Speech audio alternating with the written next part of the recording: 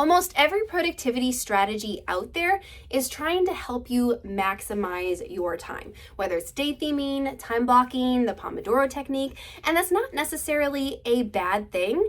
But it's so easy to fall into the trap that we are what we produce, especially if we feel like we've gotten to the end of the day and we realize that we didn't check off as much on our list as we thought we would, and we feel like we're falling short. So sometimes I feel like time management can do a little bit more harm than good, but I don't want to throw it out the window entirely. But today I want to actually look at time management through the lens of energy and talk about energy management, because that is like the key component that I think is missing from all of our discussions about time management in general. Once you discover your peak energy hours and set aside that time to produce your best work, and I'm going to show you how to do that with a free Notion tracker. It's a lot of fun. I find that once you know that information, you can actually apply time management strategies more effectively. So I really think the two go hand in hand. If you're new here, my name is Kalyn. I love talking about productivity strategies and personal growth and planning tools, especially Notion, which is why I'm sharing that free Notion tracker with you later on. So stick around in this video because I'm going to show you exactly how to use it. But if you're into those kinds of topics and you want to explore them with me in future videos, make sure you click subscribe. It's super easy. It takes 2 seconds, and you'll see on your YouTube home screen when you log in when I have a new video for you to watch. The biggest change in my mindset when it came to time versus energy is actually from Oliver Burkeman's book called 4,000 Weeks. Highly recommend it. I think it's my all-time favorite time management or productivity book in general, but he hammers over and over and over again that you are a human, you are not a machine. We cannot expect us to just produce and produce and produce without respect to our capacity. When people say everyone has the same 24 hours as Beyonce. Why are we saying that? Because we're trying to make people feel guilty for not using their time well. The truth is, we do not all have the same 24 hours because each of those hours feels different. We all have different energy levels based on our genetic makeup, or maybe a mental health struggle or a chronic illness. There's so many things that can impact our capacity. But I feel like we need a bit of a backstory first, and I'm going to try to make this quick. Because how I started to get into energy management and learning more about it was because I was frustrated with my own energy levels. I was looking at myself and I was looking at my colleagues. I was looking at what I produced and what they produced. And I was like, what is wrong with me? I don't even have kids. Why am I not able to accomplish as much as they do? Like, I feel like I'm using my time well. What is going on? Turns out I just really have low energy levels. I burn out easy. I have to be so careful about my bandwidth and making sure I don't max it out, because then it takes me out for a few days. And maybe you've noticed this too if you struggle with the same things, or maybe a completely different mental health struggle, maybe ADHD. You find that your brain is working so hard and won't stop that it's actually exhausting you. Like, it's no wonder we're not able to get stuff done. It's no wonder we feel like we can't even take a shower some days, because our brains do not stop. And so that is what I think was attributing to me not feeling like I'm producing enough. What Oliver Burkeman said, I am immortal, I have limitations.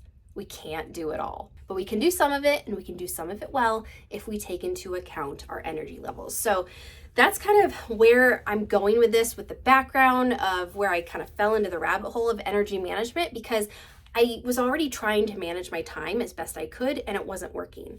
When I switched over to managing my energy, suddenly, I was getting a lot done. So there is hope, I promise. The first thing you have to do, though, is figure out exactly when those energy peaks and lows are throughout the day and even throughout the week. So I created this energy tracker in Notion. There's a link below where you can download it for free. I'll go over quickly how to use it because I don't know, I'm impressed. I think it's really cool because it spits out the exact information that you need to help you make good decisions about where to invest your time and where to invest your energy.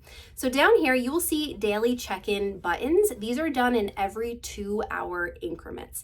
And this you can access on your phone, so you don't have to come to the desktop or your iPad all the time to log in your daily energy check-in. You can do it straight from your phone. And here is a rating chart in the middle just to help you assign a feeling to a specific rating score. It only goes from 1 to 5. And so let's just, for example, say it is like 12:40 right now. So I'm going to add a new entry in the 12 p.m. to the 2 p.m. time block. I'm going to click that. It already has my date and the exact time. It's already assigned the time block to it. Now I just have to put in my energy level and some notes if I wanted to, based on how I felt. So let's say I think I'm doing decently well. I'm going to put a 4, and I could put like any reason that I wanted to here at all, like had an energy drink. I don't know how much that was like a good thing, but I did because I knew I was going to be filming. So the reason why you might want to put notes on this, and if your energy level is a 2 or 3, you don't have to write notes if you do not want to, because it's not going to matter as much. But if you rate it a 1 or a 4 or a 5, the notes are going to make a lot more sense, because let me get out of this entry, and you can see over here on the energy audit results section, this is mine. So any 4 or 5s that I wrote notes about automatically go under energy givers. So you can see exactly what you felt like gave you energy, or why you felt good during that time block. Energy takers are going to be your number ones, and they're going to be like, oh, I didn't get a lot of sleep last night. I feel like I'm really dragging. So maybe late nights is an energy giver, or running errands to a lot of stores. That like totally depletes my energy levels. So this is going to show you what the energy takers are. And this information is really useful because you can try to do more of the things that give you energy, less of the things that take away your energy. And sometimes, like running errands to a lot of stores, it makes sense to combine them all into one day where you're going to like maybe 4 or 5 stores. So you don't have to go out again later in the week, especially if you live far away from town like we are right now. But it can be really exhausting. So now that I know that I'm not going to come back from town and try to film a video or try to put together a blog post or do anything that feels super brain intensive. I should probably fold laundry, maybe clean the RV, like do things that don't take a lot of brain power. This results dashboard will also spit out your best day of the week and your best time of the week. It's getting this information via the energy tracker below. So you can see here, it's all a list of the different time blocks, and then it's rolling up the data of your energy levels from each time block. So no matter when you do this, you could track this. Ideally, you would want to track it for a week in every 2-hour time block. If you miss a few here and there, that is fine. You can always catch it the next week if you wanted to, just to make sure you have the most accurate data. But you could continue tracking as long as you want, because I've made this table roll up the averages of your energy levels.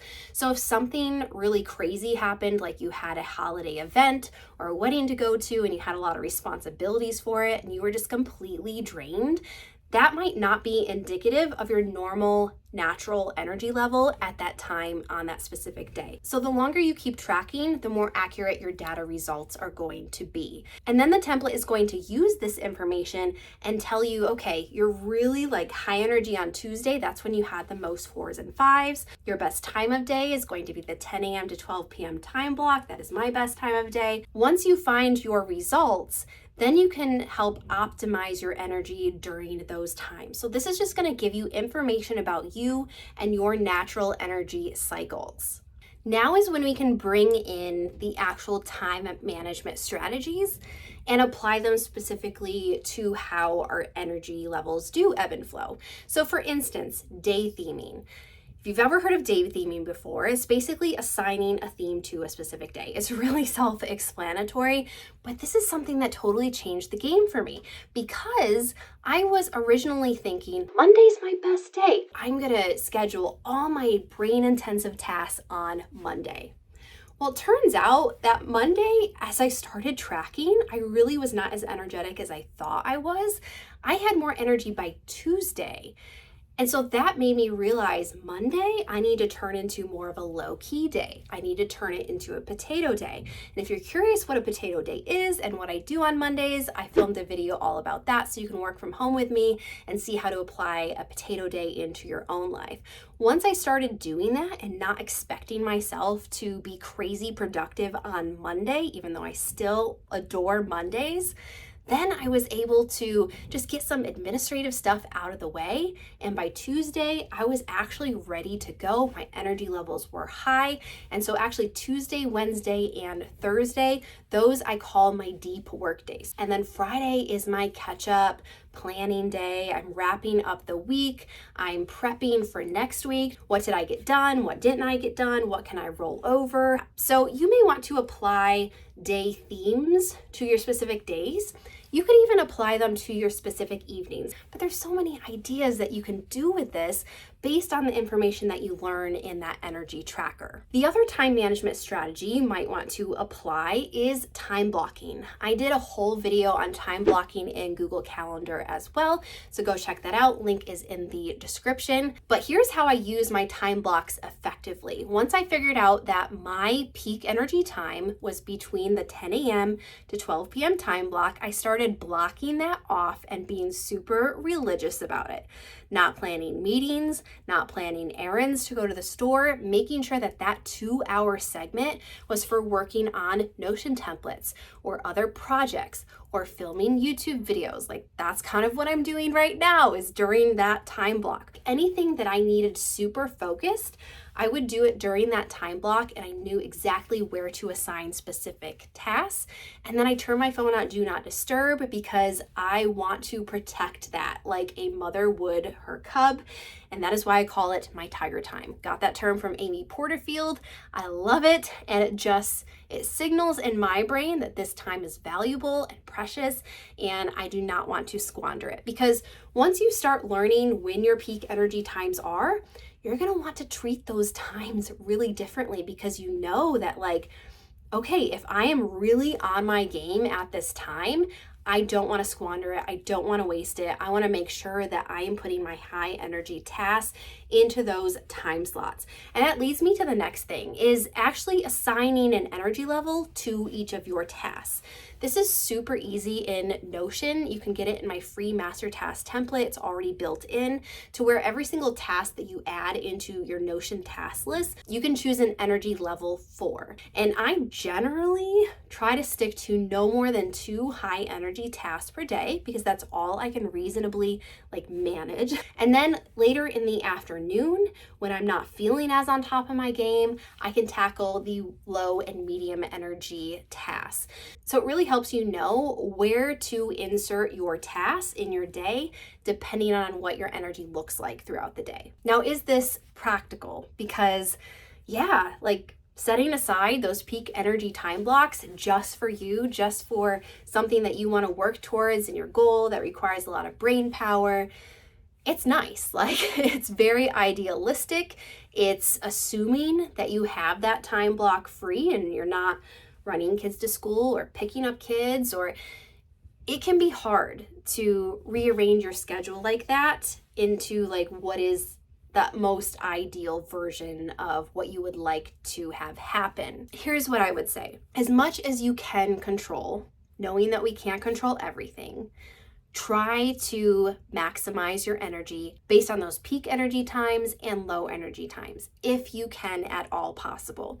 It is so much easier, in my opinion, to start from what an ideal view of your week or day would look like, how you want it to go, than to just say, well, whatever's going to happen will happen. You're just playing defense with tasks all day and you're not really getting anything accomplished that you want to, the habits that you want to instill, the self-improvement that you want to do for yourself, the goals that you want to reach.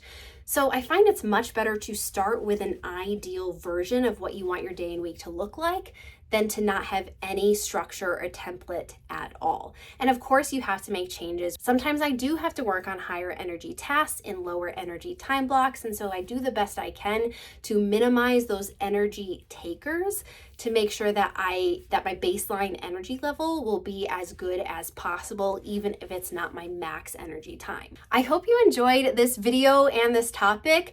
As you can tell, I'm kind of passionate about energy management versus time management, just because I've seen what a change and difference that focus has brought to my own life, to where I feel like I'm able to accomplish more, but I'm also being more respectful of my energy levels. It's so weird how that happens, but I think you're gonna figure that out too once you start tracking your energy levels through that tracker and then figuring out how to optimize your energy based on what you discover.